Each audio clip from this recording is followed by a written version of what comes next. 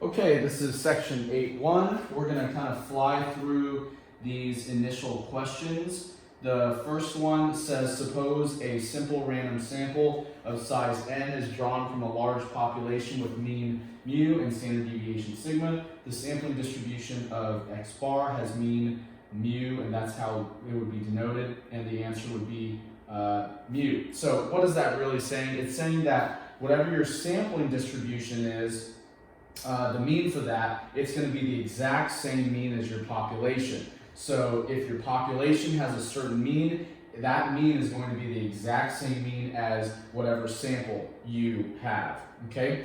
The standard deviation, however, of your sample, that's going to be a little bit different. That's going to be this formula right here. So it's going to be the standard deviation of your population divided by the square root of the number of elements in your sample. So these are important pieces for us to note. So if we have, say, a population and we have a sample, and we're going to use these things later, the mean of the population is going to be the same exact mean of the sample. Okay? So whatever the mean of the population is, whatever that is, that's going to be the exact same mean of the sample. So if your population's mean is 5, your sample's mean is also going to be 5. Now, the other situation is whatever your standard deviation of your population is, it is not going to be equal to the sample. Instead, the sample standard deviation is going to be the following. So the sample standard deviation is going to be whatever the standard deviation is of your population divided by the square root of the number of elements in your sample. Okay, we're going to use that later. This is really important for us to remember. Okay, so there it is. Two very important formulas that are going to drive our work. Now, problem number 2, and all of this stuff is in your notes. If you follow your notes, all this is already in there, but we're just kind of reviewing it through these problems. The standard deviation of the sampling distribution of x bar denoted standard deviation subscript x bar is called and that is going to be the standard error of the mean. Okay, so that is going to be your answer there. And we'll kind of go through that as we go through this section. All right, number 3, is the statement below true or false? The distribution of the sample mean, also known as x bar, will be normally distributed if the sample is obtained from a population that is normally distributed regardless of the sample size, and that is true. Okay? All right, number 4, a lot of this stuff isn't really applicable until we start actually working through some problems, so we're just kind of working through these basic definitions essentially, like we've done all semester long. Number 4, to cut the standard error of the mean in half, the sample size must be doubled. This is actually false. The sample size must be increased by a factor of 4 to cut the standard error in half. So it's false. The sample size must be increased by a factor of 4 to cut the standard error in half.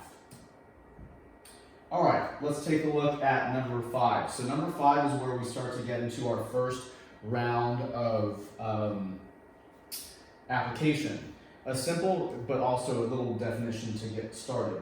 A simple random sample of size n of 47, in other words, our sample has 47 elements in it, or the size of our sample is 47, is obtained from a population with a mean of 39 and a standard deviation of 10.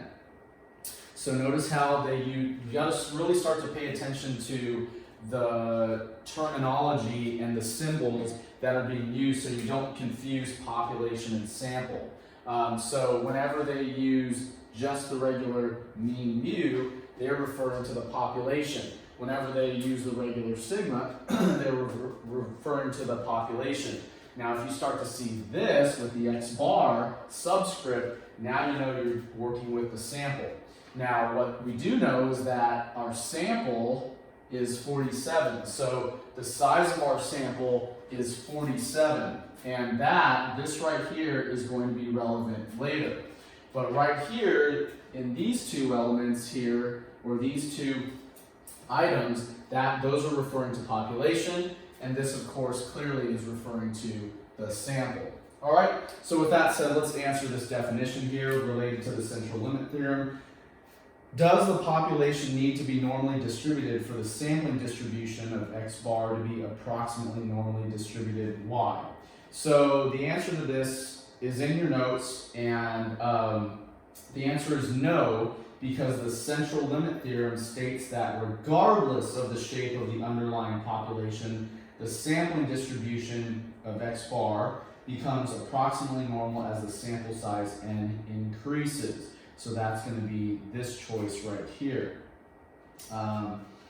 And so, again, no, because the central limit theorem states that regardless of the shape of the underlying population, the sampling distribution of x bar becomes approximately normal as the sample size n increases. Okay, so that's just a definition for you to know. Let's go do some calculations here so that you can kind of start to see the relationship between populations, mean and standard deviation, and then what that implies or kind of trickles down into the sample.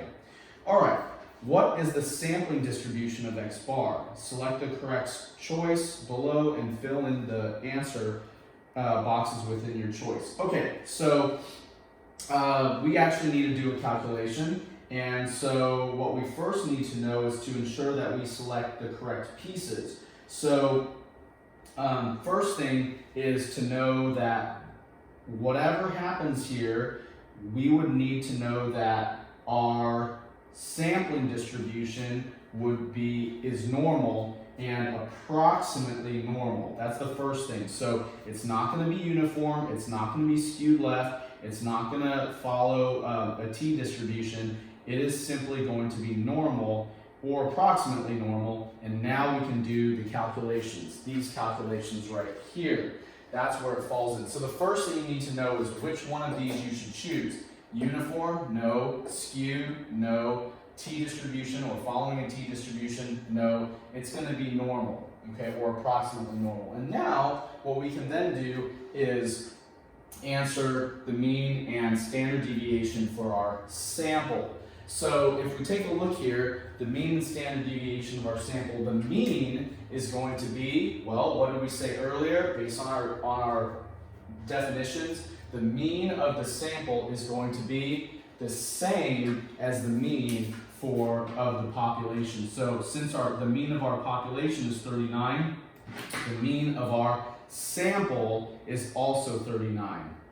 Now, the next thing we need to do is run the calculation for the standard deviation. And so our standard deviation is going to be what? Well, it's going to be not the exact same as the population, but for our problem right here, I'm just going to draw a line. So the standard deviations, the standard deviation of our sample is going to be what? 10, because the population's standard deviation is 10, divided by, and now here's the connection to the actual specific characteristics of our sample. Our sample, or my sample, is 47, or has a size of 47. So notice the relationship. Number one, whatever the mean of the population is, that's going to be the mean of the sample. And we just did that. The mean of the population is 39, so the mean of my sample is also 39. It does not matter what the sample size is in our current study here. It does not matter what our sample size is in this case. The mean of the population will be the mean of the sample. However, when we're doing standard deviation, that does get impacted by the size of the sample. And because it does, we have to take that into account. And so the standard deviation of our sample is going to be the standard deviation of the population divided by the square root, and there's the relationship, bringing in to take into account the size of our sample. My sample is 47, so I need to go and do that calculation. Now, let me go grab my calculator.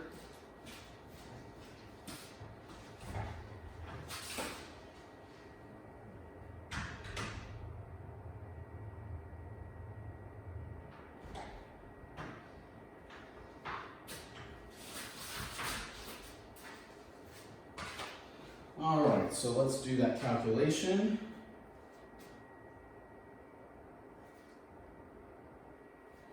So I'm just going to do it off to the side. So I've got 10 divided by the square root of 47. And so that's going to be a 1.4586.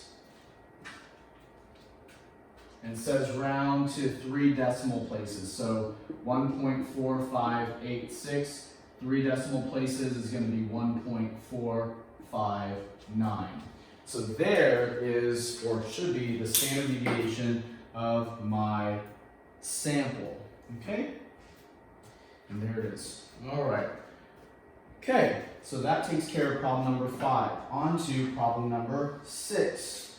So in problem number 6, it says complete parts A through D for the sampling distribution of the sample means shown in the accompanying graph. All right, so let's go take a look at our graph.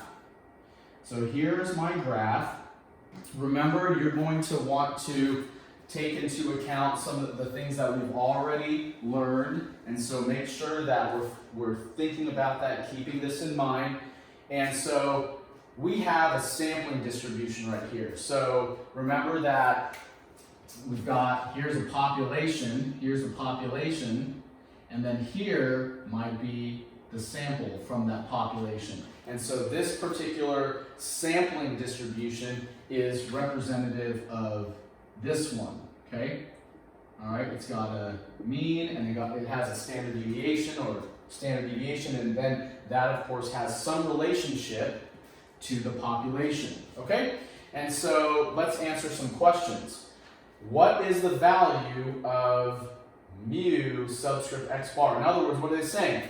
This right here is saying, asking you the question, what is the value of the mean of this sampling distribution? Well, we know that the mean of the sampling distribution is going to be right here. So there's the mean. We know that in a normal distribution, the mean sits right in the middle. It splits it evenly. So the answer would be what? 700. So that would be the mean of our sampling distribution. Now from here, the next thing we can do is calculate the standard deviation. So you can either calculate it or you can simply eyeball it. You know that right here, we know from before that these right here represent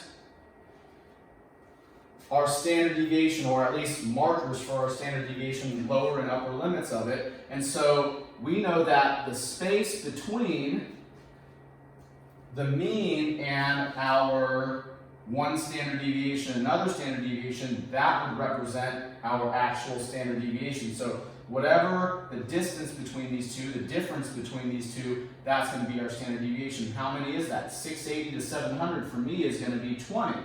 700 to 720 is 20. That's consistent. So that would indicate that our standard deviation for our sampling distribution is 20. Okay, so there it is. Now with that said, let's go answer our next question. So our next question says, let me just close this up and we can come back to it if we need to. If the sample size is 16, what is likely true about the shape of the distribution? Well, in this case, the distribution of the sample mean is normal. So if you look at it, in this case, the distribution is normal. Here's our normal curve. And so, therefore, the sample size, and since the sample size is small, that means the shape of the population is probably going to be normal as well. So, with that said, the shape of the population is probably approximately normal. So, because the shape of our sampling distribution is normal, and because our sample size is small, that means our population is probably normal. Okay, so there it is. Oh, I should check. There it is. Okay, now the final question.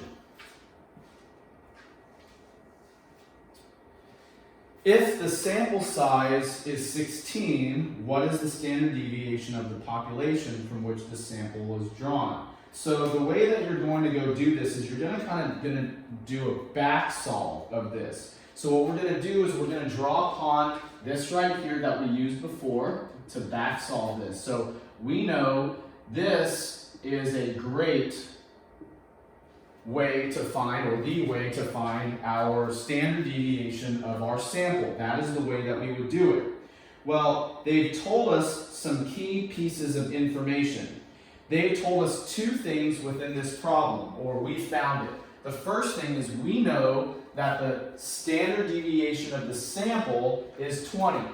The standard deviation of our sampling distribution is 20, which means that this right here is 20. We figured that out by simply looking at the picture of our sampling distribution, and because it was normal and all the other characteristics that we knew about it, we could easily determine that the value of our sampling distributions standard deviation is 20. So we put that in here because the sampling distributions standard deviation is 20. Now, what else do we know that they gave us? They told us that our sample size is 16. So our sample size is 16. And what are they asking us to go figure out and derive from that? They're asking us to work backwards to find this. Work backwards to find the population's standard deviation.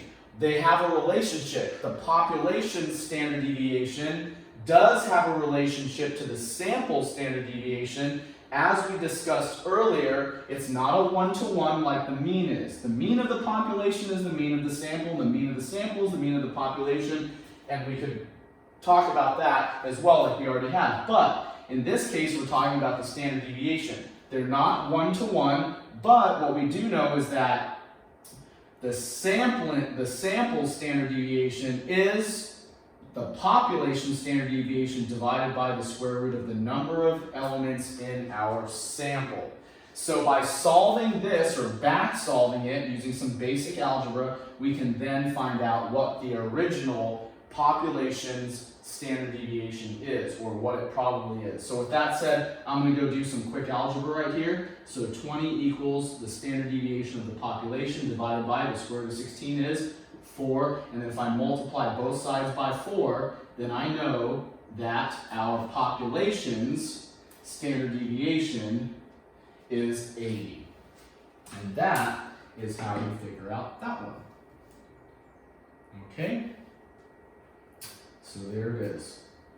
Okay, so we now move on to problem number 7. And this is where things start to get just a little bit more tricky, but only tricky because they start to bring in the things that we learned from chapter 7. So what I'm going to do is I'm going to go erase this stuff so that we have a little bit of room to work. Okay?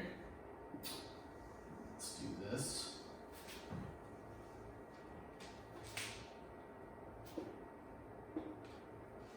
All right. So here we go, problem number 7, part A. Choose the correct description of the shape of the sampling distribution of X bar. So the bottom line is they give us some initial information. They say suppose a simple random sample of size n being 81 is obtained from a population with a mean of 82 and standard deviation of 27. Well, given this information, we know that the distribution is normal. Because, and here's the deal, because the size of our sample, okay? And that is a big indicator for us, okay? So there it is, and the bottom line is we're studying about these distributions of sample means, and so right now we're basically working with normal distributions. Now, let's go on to the next part. Let's go find the mean. Let's go find the standard deviation of our sampling distribution. So we know how to do this. We've done several problems with it. Let's go knock this out. What would be the mean of our sampling distribution? Well, the mean of the sample is going to be the same as the mean of the population. So because the mean of our population is 82, that means that the mean of our sampling distribution is also going to be 82. What is the standard deviation of our sampling distribution? Well, we know how to do that right now. We've already done that. We've done it in several problems. So let's go, we can go calculate that. So the standard deviation of our sampling distribution is going to be, well, what is it? It's going to be the standard deviation of our population, which in my problem is 27, divided by the square root of the number of elements in our sample. So my sample happens to have 81 elements, or it's a sample size of 81. And so that goes right there, and now I can simply do the quick math. Square root of 81 is 9, 27 divided by 9 is 3. That was a nice clean answer, and so my sampling distribution's standard deviation is 3. Okay? All right. Okay, let's move on to the next part. So now we start to bring in the things that we learned from chapter 7. Okay, so I want to do a quick review of chapter 7 if you forgot. What's the probability that our sampling distribution, it's going to be things that are greater than 85.75? Well, remember, what is that describing? Well, we have a little picture of it, and I'm going to erase this so I have space to work with. But let's do this one right here. Let's just write this out initially. So, is greater than 85.75. So what is this describing? This is describing, say, something like this. And how did we handle that? Well, we converted it to a z-score. Then from there, we got the area, and then we worked from there depending on the situation. So what do we have to do first? All the stuff from chapter 7 should be coming back to you right now, okay? And this is in your notes too. You can look at your notes. But let's take a look. Recall, how do we compute a z-score? Well, let's go throw that formula up there. In fact, how about I put it up in the upper right-hand corner for you? So that because we're going to use this quite a bit. So recall that we computed z-scores by taking our value and then our mean and then the standard deviation, divided that by the standard deviation. So those were that was the general formula, but because we're dealing with a sampling distribution, everything has to relate back to the sampling distribution. So these values right here that we obtained earlier, those are very, very important to the work that we're doing. So we're going to use this z-score conversion quite a bit. Okay? So what do we have to do first? Well, this is a very important value. We have to convert that to a z-score so we can normalize it. And so let's do that. Z equals, here's our value, 85.75 minus, what is the mean of our sampling distribution? It's going to be 82, divided by the standard deviation of our sampling distribution, that's going to be 3. Okay? So, well, I can kind of do that one in my head. So 85.75 minus 82 is going to be 3.75 divided by 3. And that looks like it's going to be 1.25.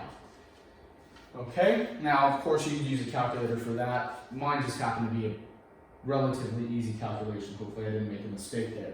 So my z-score for 85.75 is 1.25. See that? So this should start looking familiar because we were doing all this stuff in chapter 7.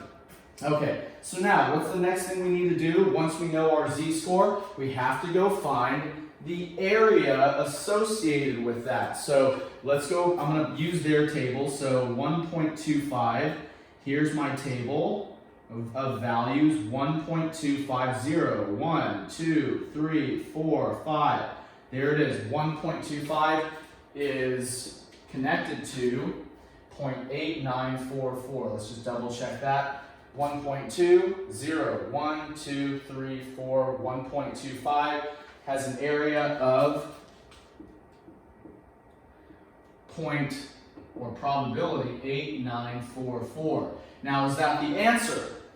Is that the answer to this problem? No, it's not, because we learned in chapter 7 that when we're determining a greater than value, so this is a greater than, which means that we're going to the right, which I drew a picture of. When you're going to the right, that can't be the area, because what is that area representing? That 0.8944 represents all the stuff to the left. So if we want the greater than, what do we need to do? 1 minus that. So we need to do 1 minus 0.8944. That's going to be the answer to this particular problem. So 1 minus that, 1 minus 0.8944 is going to be 0.1056. And that is going to be our answer. So, or at least hopefully it is. So here it is, 0.1056, and there it is. Okay? And remember, you're rounding when we're doing our areas, probabilities, it's going to be to 4 decimal places generally.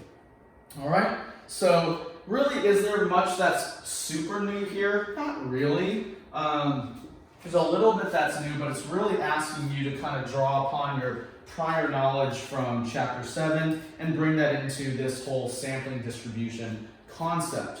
All right, let's go do the next one. Again, this is going to look very much like chapter 7. And so here we go. Probability being less than or equal to 74.8. So I'm going to write this over here. 74.8.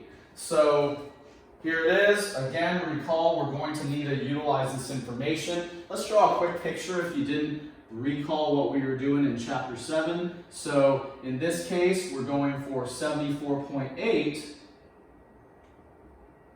And this would be everything less than that. Okay? So everything less than the 74.8. And so in this case, notice the previous problem was a greater than, this one is a less than. We still need to normalize our value here, and so we're going to need to go do that. So z equals, using this formula, 74.8 minus our mean. Well, our mean is going to be 82 for this problem, the exact same up there. And what's our standard deviation of our sampling distribution? It's 3. So exact same values from before. We're using the exact same stuff. Only difference is we have a different value here. So 74.8 minus 82. Let's go do that. 7.2 negative. Yep, negative 7.2. So that's going to be negative 7.2 divided by 3. I don't know if that's going to be 2.4, maybe? I don't know. Negative 2.4. Yep, negative 2.4. And so now, what do we need to do with that? Well, what does the negative 2.4 represent? It's the z-score for 74.8.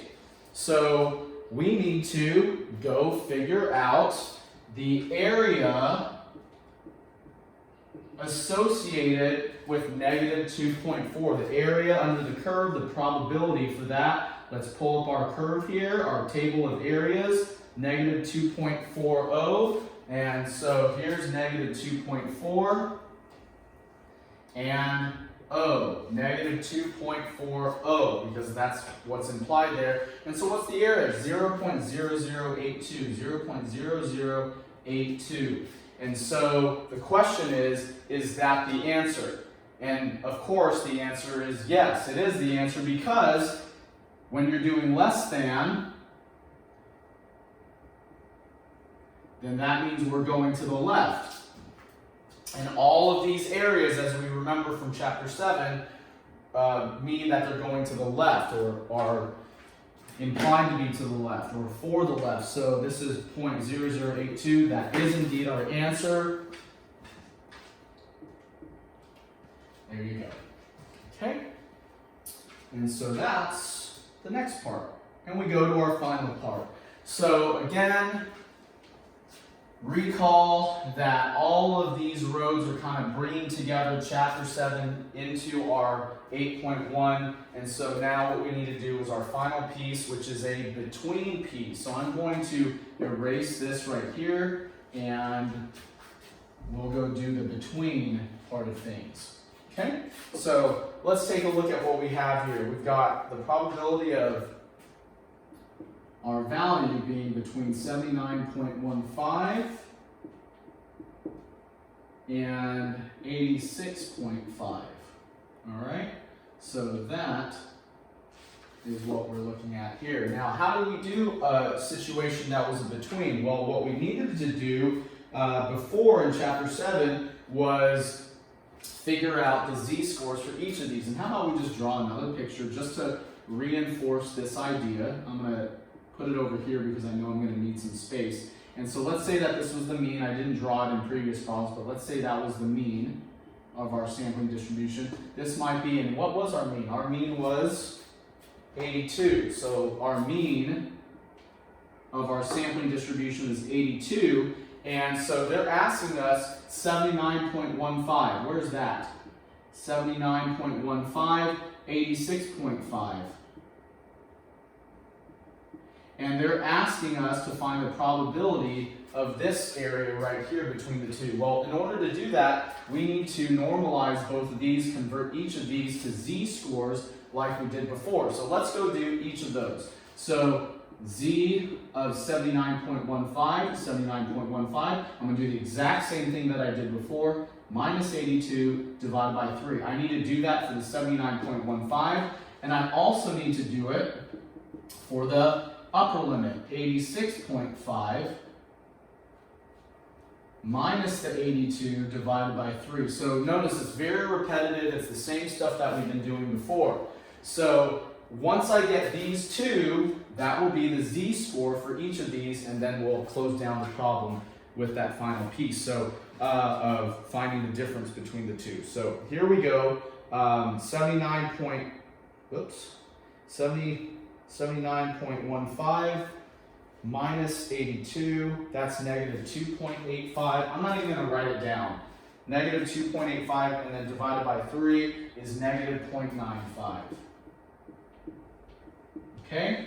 And then let's go do the other one, and then we'll go get the table of values for it. So 86.5 minus 82, that's going to be, what, 4.5 divided by 3 is 1.5. So 1.5.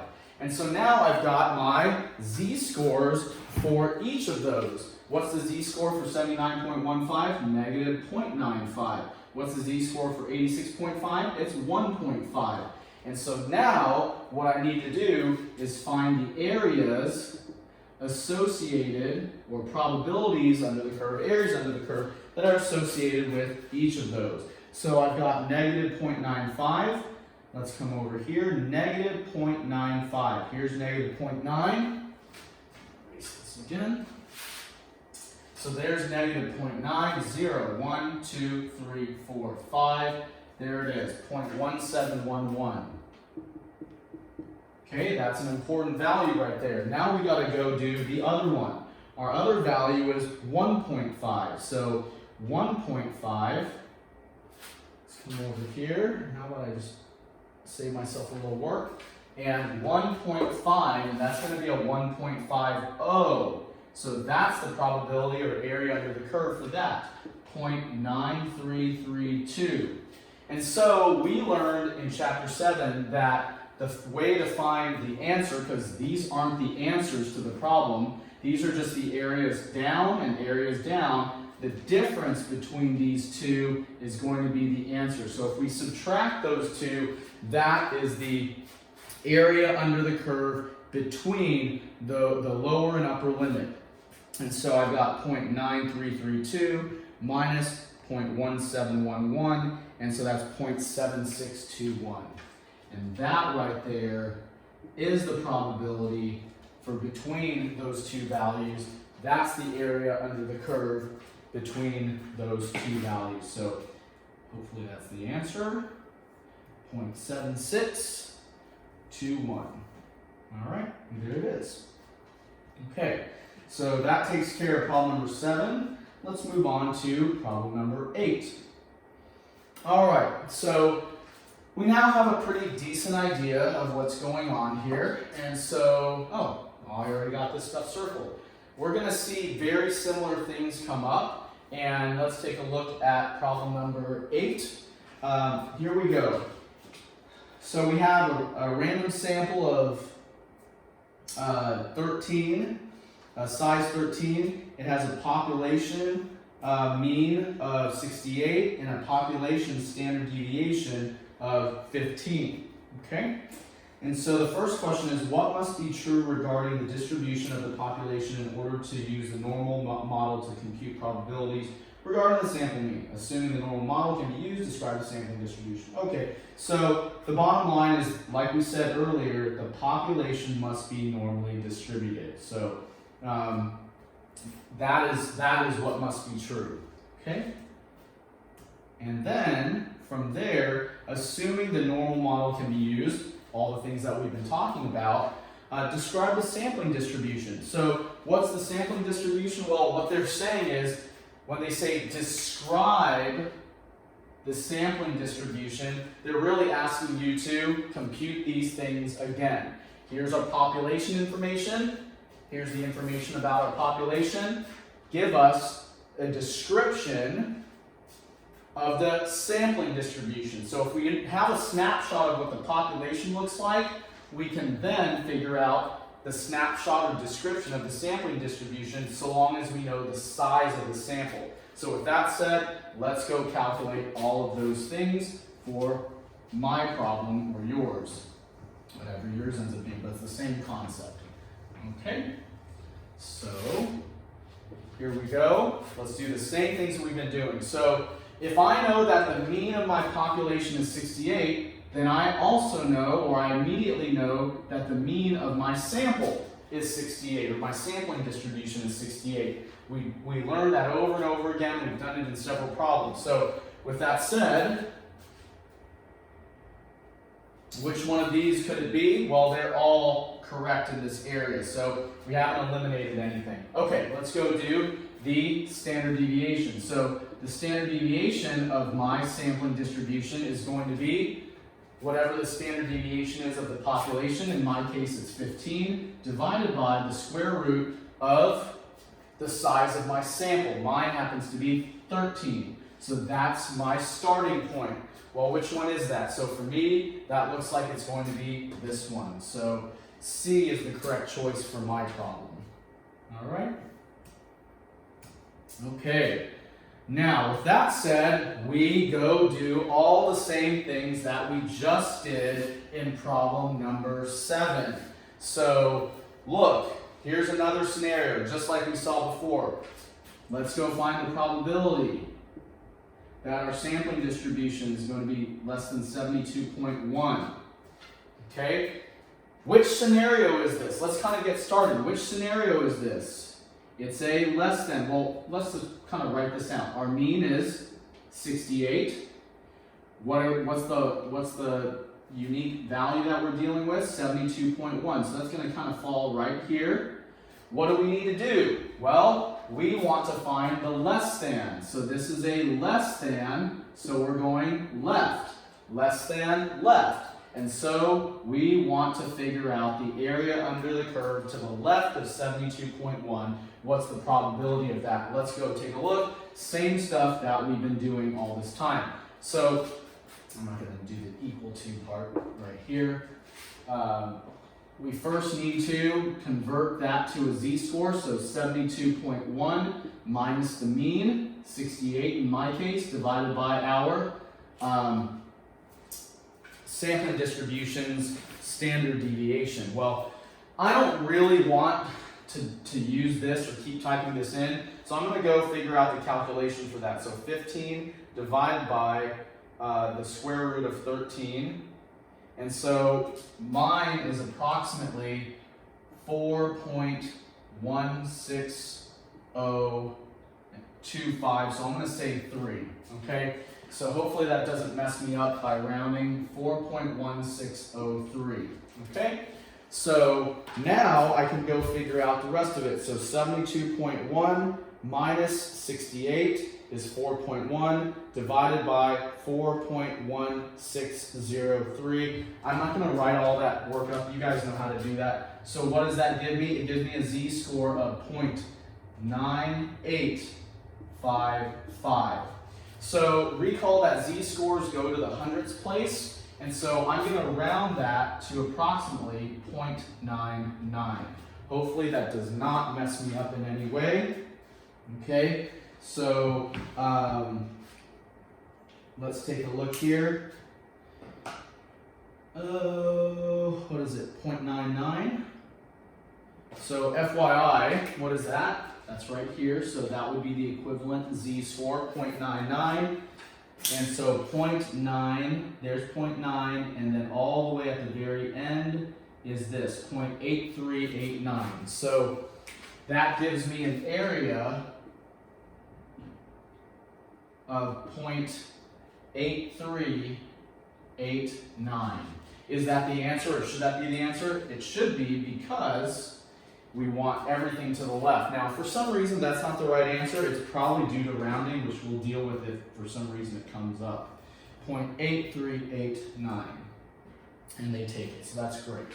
Okay, so you kind of saw how I rounded throughout these spots. I had to round here, and I had to round here to get my approximate z-score, which I then used the table of areas to find. If for some reason they didn't like this answer, my next choice would have been to potentially just left this as 0.98 and use the value right to the left of 0.99, instead use 0.98, but they like that, so that seems like the rounding is just fine. All right, let's take a look at the next one. So next one, probability greater than 69.9. So let's take a look here. Probability is greater than or equal to 69.9. So there it is. And so what does that look like from a visual standpoint? So here's our normal curve, and let me put this up a little higher, because this might mess with some people depending on my screen here. So the probability of being greater than or equal to 69.9. And so here's my mean of 68. 69.9 is probably somewhere right here. 69.9, and they want what? They want greater. That means that we're going to the right, so they want all of this. Okay?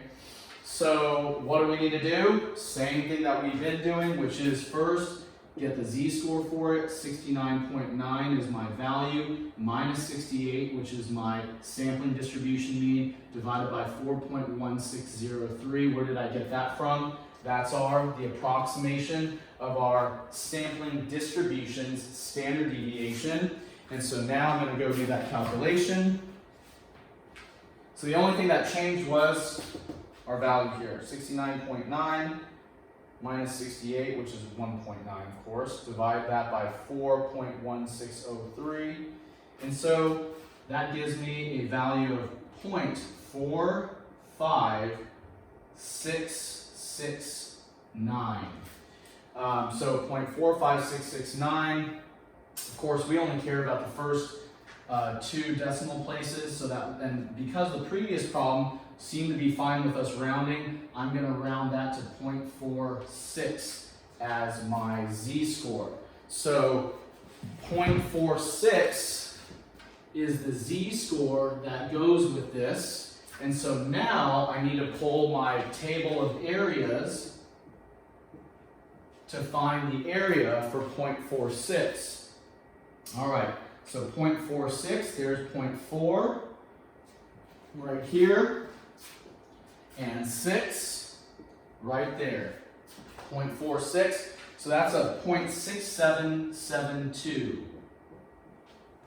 That is the area under the curve to the left of 0.46. Now, notice how I just said to the left. Is that the answer? No, because we learned that when we're going to the right, we want this. But that 0.6772 represents this area, so we're going to have to do 1 minus that. to get our answer. So I don't know, 0.3228 or something. We'll see. Yes, 0.3228. And there it is. Okay, hopefully we don't have any rounding issues, and that should take care of it. So 0.3228.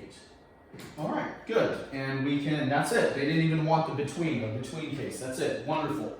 All right, so number 9 is going to be the last problem that we do together.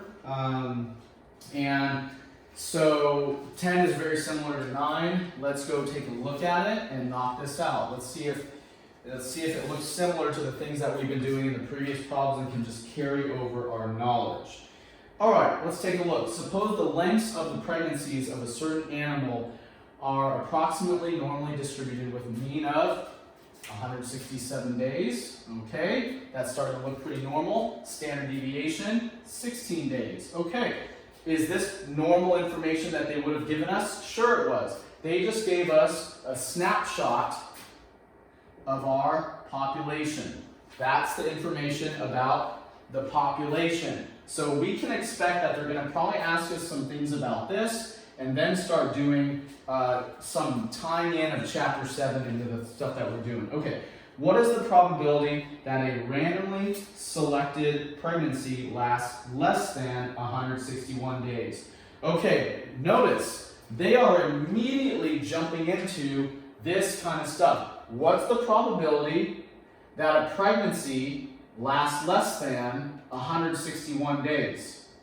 Well, we can't start doing any work there until we've done some important things. What are those important things? These. We can't answer this question until we find the mean of the sampling distribution and the standard deviation of our sampling distribution. We can't answer this question or start to do any of this until this critical information is in the bank.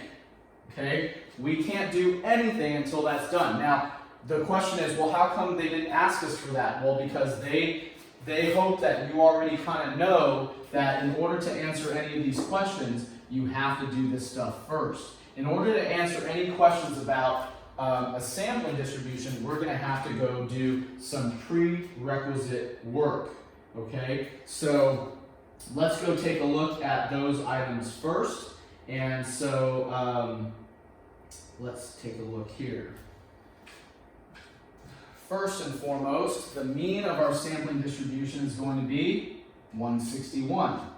What is the standard deviation of it going to be? Well, it's going to be 16 divided by the square root of the number of elements in our sample. Well, actually, it doesn't look like they care about the sample right now. So we actually probably don't even have to do that. So I take that back. They are not asking this question in relation to a sample at all. They're actually just asking this question in relation to the population. So we actually, I think, can go ahead and work without doing anything to a sample or answering these questions. So I'll just kind of leave this off to the side for now, and if we have to come back to it, we will. But for right now, they didn't give us any details about our sample, so they're actually just asking these questions based off the population. Okay, that's fine. So population, 161. That's the population mean. Population standard deviation, 16 days. So this is the information we're going to work off of and answer those questions until possibly something comes up where we deal with a sample. Okay, so here we go. What's the probability that a randomly selected pregnancy lasts less than 161 days? So randomly selected pregnancy lasts less than 161. Well, if we don't have to do any of this, then we can just convert that to a z-score off of this information. So what is that going to kind of look like? Well, there's the mean. The mean of our population is 161, okay? And they want to know, well, what's the probability of getting it less than that?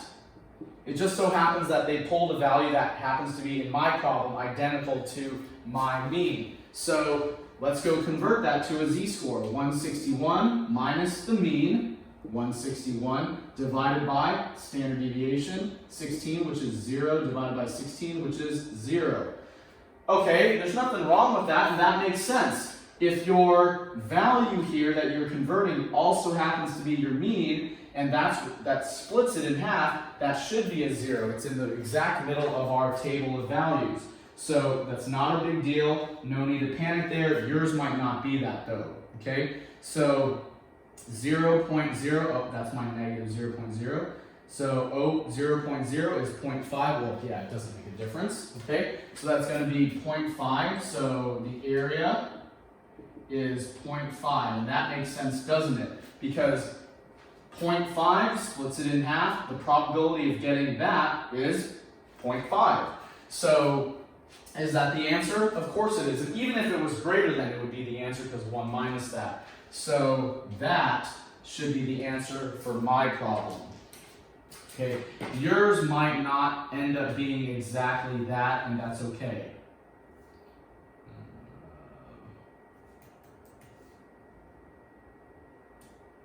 Whoops, I used too many zeros. What is going on? Oh, I pulled the wrong value. I was not paying attention. My mean is 167. Bad. Let's redo that. Not a problem. So it actually turns out that in my problem, I wasn't paying attention here, in my problem, they didn't take the exact value right off of the mean. So let's correct this. Let me redraw my picture, okay? And we'll redo this problem. So my mean in my problem is 167, not 161. 167, and they want 161. So that was where I made a mistake. Good. Okay, so I need to go and redo that. Now, if the mean was 161 and their value, the probability they were looking for was 161, then that would have been right, but of course it's not, because that is not the mean in my problem. The mean in my problem, which I wasn't paying close attention to, is 167. And so I actually wrote that down wrong from the very beginning. So 167. Let's rewrite that, redo it. Here we go. Probability that a pregnancy lasts less than 161 days is 161 minus the mean, 167 divided by 16. Okay? So that's going to be what? Negative 6 divided by 16. And that's going to be negative 0.375, which is approximately negative 0.38. So this is a negative 0.38, makes sense, it's less than 0.5, it's below the middle. And so negative 0.38, negative 0.3, and all the way over here to 8 is 0.3520. So the area for that is 0.3520, and that should be the answer there. Sorry to sidetrack you guys, but it's kind of good to see you make mistakes and see where you could potentially make a mistake, and that is the correct answer. So that was the right answer. I got the previous answer wrong because I used the wrong mean for my population. Okay? So, all right. With that said, let's interpret this probability. So if we're interpreting this probability, select the correct choice below and fill in the answer box within your choice. If 100 pregnant, we've seen this before, if 100 pregnant individuals were selected independently from this population, we would expect how many pregnancies to last less than 161 days. So first thing that you would want to do is make sure the language matches up with the problem.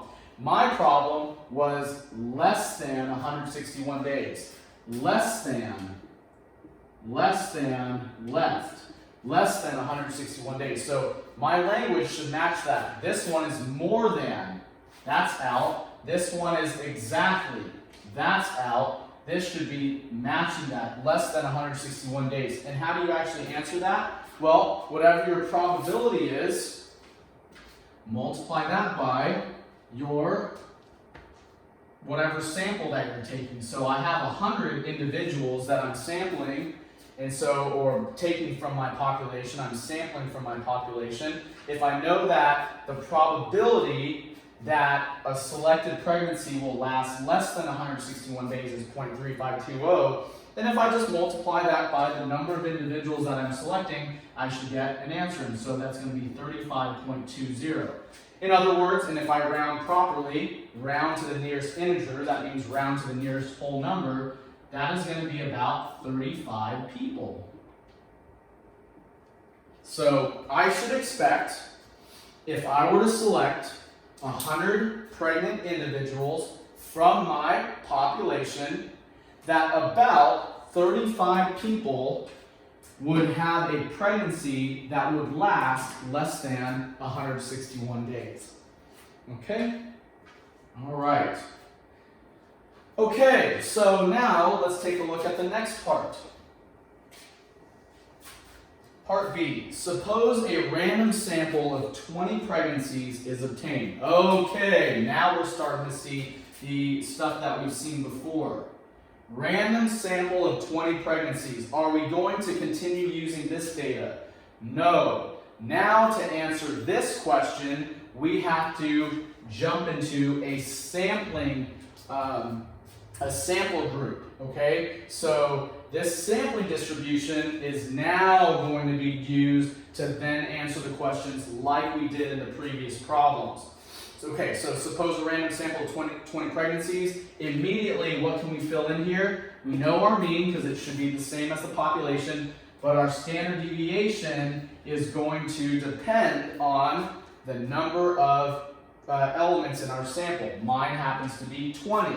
So that's what I need to do there, and look what they're doing here. Describe the sampling distribution. Describe the sampling distribution, and so we are going to, sure enough, they ask us for that information because that information is going to be needed for the problems that we do. So the sampling distribution is definitely normal, okay? That's what we've been doing, so it's normal. And then we need to find the mean. What's our mean? It's going to be the exact same as our population, 167, 167, 167. I'm not going to make that mistake again. And then, what is our standard deviation? Well, our standard deviation is going to be whatever 16 divided by the square root of 20 is. So 16 divided by the square root of 20, that's going to be approximately, they've said round to 4 decimal places, 3.5777, and mine is an O after that, so it's going to be 3.5777. Let's hope that that's correct. 3.5777. All right, wonderful. So I'm on my way. I've got the information that I need about our sampling distribution. That's the critical information. This was the information for the population. This is the information for our sampling distribution right here. Okay? So that information we can expect to probably be used in another round of these type of problems that relate directly to a sampling distribution. Okay? So let's take a look at part C. Part C says, what is the probability that a random sample of 20 pregnancies? There you go. So they're now referring to that random sample that we just obtained the information about. Okay? So now they say 161 days or less, but this 161 days is different than the previous 161 days. 61 days or less. Check it out. That was my Siri thinking that I was asking a question. Okay, so this 161 days is different from the previous one because this 161 days is related to the this one was for the population, and this one is related to our sample of 20. Okay, so with that said, let's go take a look at this. We're going to have to go do a little bit of different work because our situation is a little bit different because we're figuring out this information for the sampling distribution, which means that I'm going to change that to an X bar. Okay, so what's the probability that our sampling distribution is going to be less than 161 days? Instead of using this information, we're now going to use this stuff. All right, here we go. So z is going to be 161 minus 167, right? It's still the same values up top, divided by, and now this is, notice the difference here. Before, in the previous part of this problem, we used 16 because we were dealing with the population or answering this about the population. But now we would use the 3.5777 because it relates that this number relates directly to our sampling distribution, and our sample only has 20 in it. Okay, and so that's really important to note. Now let's take a look here. So 161 minus 167 is obviously -6. We're going to divide that by 3.5777, and that gives me a value of -1.677. I'm going to approximate that to -1.68. I'm going to round that up. And now I need to pull my table of areas, -1.6 and 8. I have 1.68, which is right here. Hopefully I didn't mess that up. So 0.0465. So the area for that, or the probability, is 0.0465. And so, should that be the answer? I believe it is because we're going to the left. We're going less than. So let's hope that's the correct answer. And so 0.0465, and it is. Great.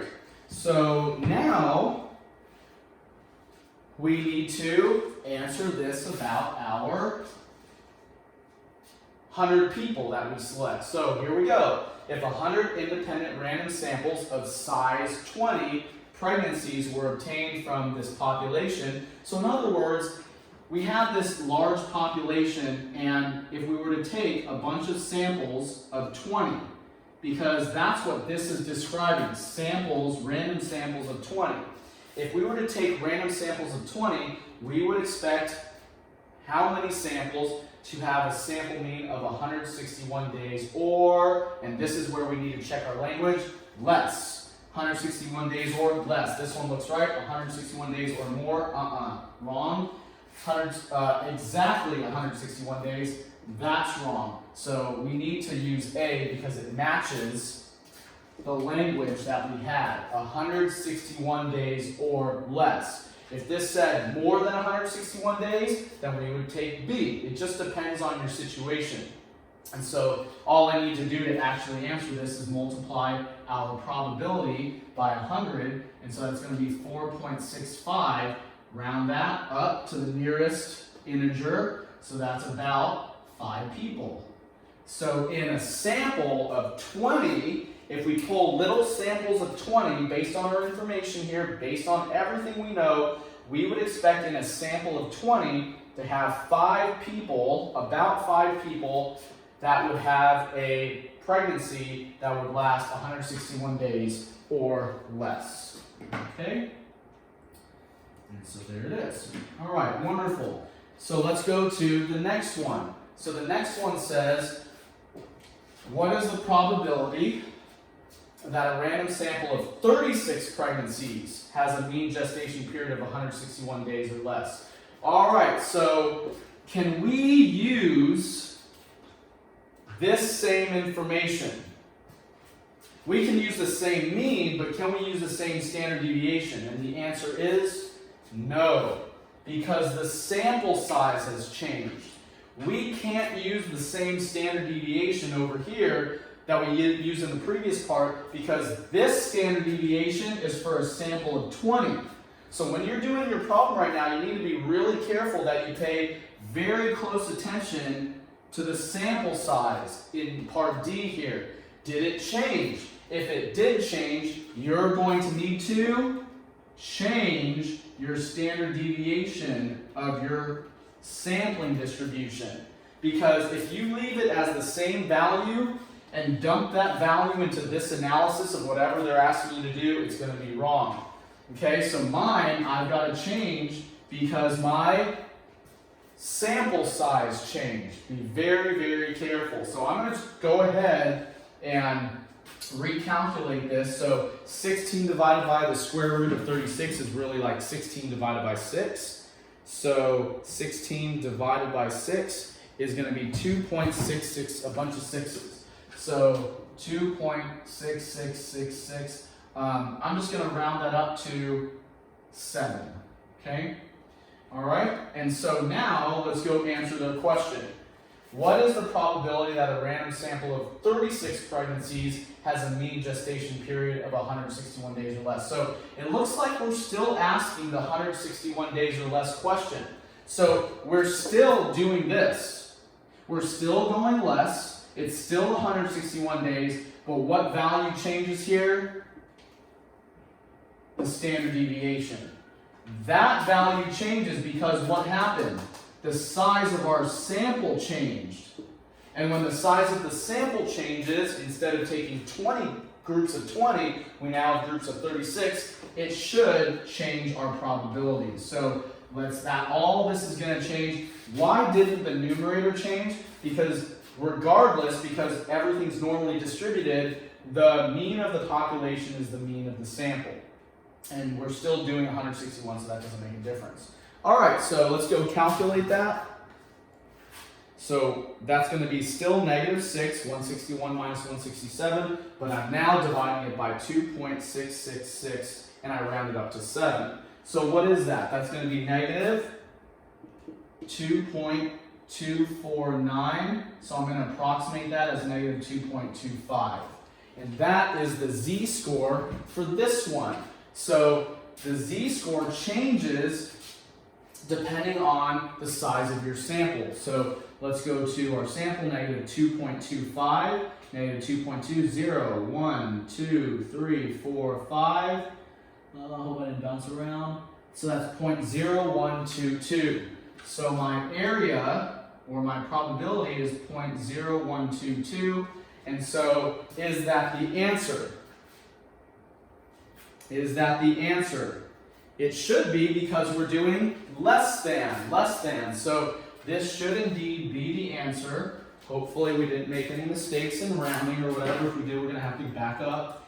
And so, good, it worked out great. And of course, they're going to ask us our same question of, if we had 100 people, okay, what should we do? Match up the language first. So ours was less than. We better see less than.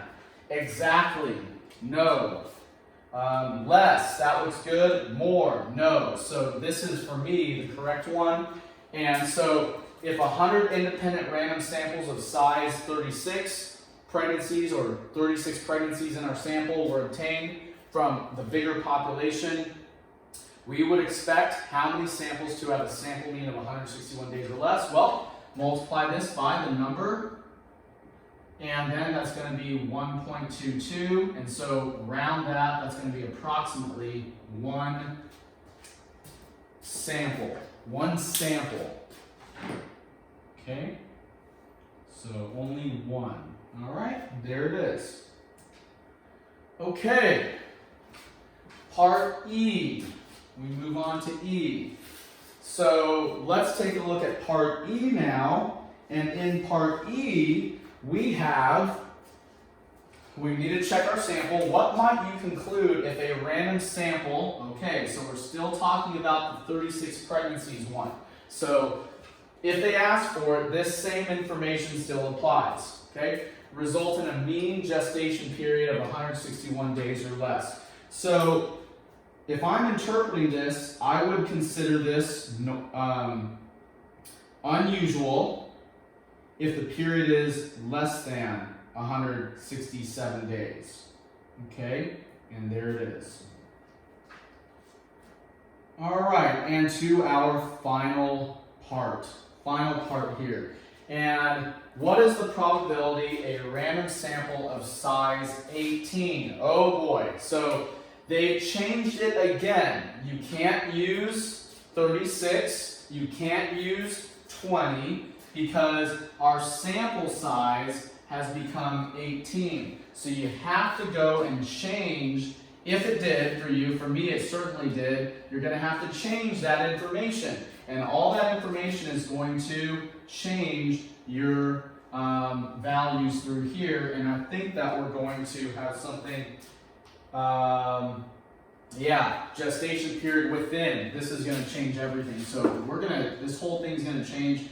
I'll talk about that in just a moment. So sample size of 18, let's take care of that first and then we'll deal with the other parts. So sample size of 18, I'm going to have to go recalculate my sampling distribution's standard deviation. So 16 divided by the square root of 18, and that gives me a value of 3.771. 12, I'll just do that, 3.7712. Okay? And so there it is. Now, it says have a mean gestation period within 9 days of the mean. Within 9 days of the mean. That is a huge piece. You know why it's a huge piece? Because what that does is that immediately tells us that we're doing a between scenario. We're doing a between scenario, and let's go write this out so that you can see what's going on. Our mean is 167 days. Okay? Our mean is 167 days. What did they say? Within 9 days. Within 9 days of the mean. That means what do we want? We want above plus 9, and we want below 9. Or below it by 9, and we want everything, we want the probability of the between that. How would we figure out what these lower and upper limits are? How would we figure out the lower and upper limit? Well, we know we want it within 9 days, so the lower limit is going to be 9 under that, the upper limit is going to be 9 above that. What's 167 minus 9? I believe that's 158. What's 167 plus 9? That's going to be 176. Did I mess that up? Probably should just double check that. 167 minus 9, well, 158, and then 167 plus 9, 176. Okay, good. Never hurts to double check your work. So, what is that? Well, there it is, within 9. Within 9, that's important.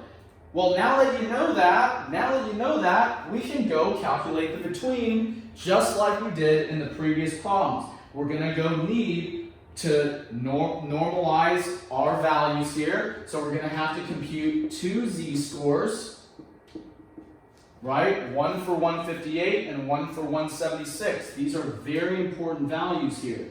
So 158 minus 167 divided by 3.7712. Where did I get that? 158 is the value minus the mean divided by our standard deviation that is associated with our specific sampling distribution. What's the other one? 176 minus 167 divided by that 3.7712.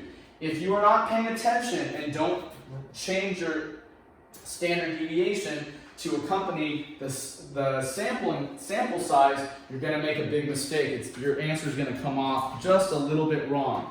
So 158 minus 167 is negative 9. I should have known that. Duh, there it is. Divided by 3.7712. And so that's going to be a negative 2.386. So I'm going to write that as negative 2.39. And then we'll go deal with the area in a moment. I'll just calculate this one. That should be a 9, right? Because we did that. So that's 9 divided by 3.7712. And that's going to be 2.386. And sure enough, they should match because they are mirror images of each other on both sides. So the only difference being that they're inverses of each other. One's a negative, one's a positive, because they have the exact same distance from the mean. This one is 9 down, this one's 9 up, so they should just be inverses of each other. Okay, let's go find the areas. So negative 2.39.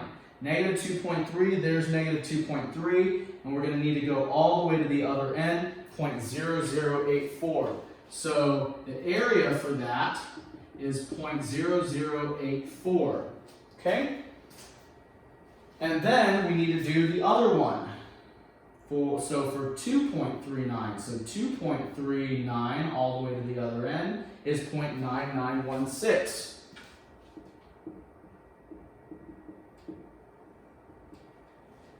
All right, and so is that the answer? Of course it's not. What we're going to need to do is take these and subtract them, and that difference is going to be the area for us. So 0.9916 minus 0.0084, and that gives me an area of 0.9832.